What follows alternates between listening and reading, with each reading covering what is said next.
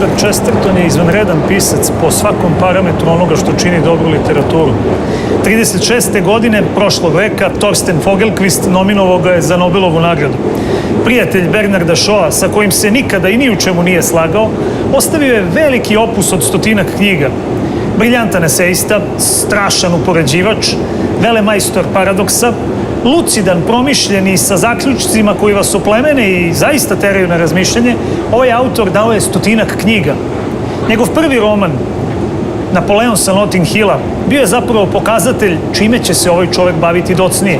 Njegov poslednji roman, Povratak Don Kihota, je knjiga izvanredne snage, prepuna vrcavih dijaloga, prepuna promišljenih dijaloga, sa polifabularnom strukturom. Knjiga koja pokazuje 30. godine u Engleskoj, pobune rudara, formiranje sindikata, lordove koji iz tame vladaju ovim svetom, ali i jednog zanesenog čoveka koji, iako okružen knjigama, odlučuje da uradi nešto. Šačica aristokrata 30. godina prošlog veka u jednoj britanskoj provinciji, igraju se pozorišta i fali im lik koji bi upotpunio priču. Biraju bibliotekara. Ispostavit će se da taj knjiški moljac, kakvim ga vide, nije baš takav kakvim ga vide. Ispostavlja se da je ovaj Chestertonov roman kruna njegovog stvaralaštva, jer je u njemu dao sintezu svega onog najboljeg što postoji u njegovoj prozi.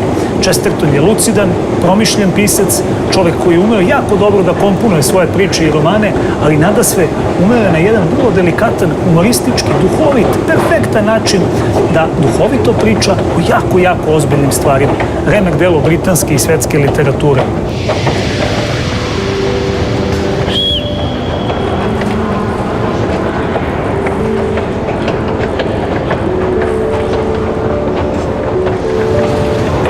A ključ za razumevanje ovog dramatičnog, polivalentnog, polifabularnog romana zapravo je lik Michaela Herna.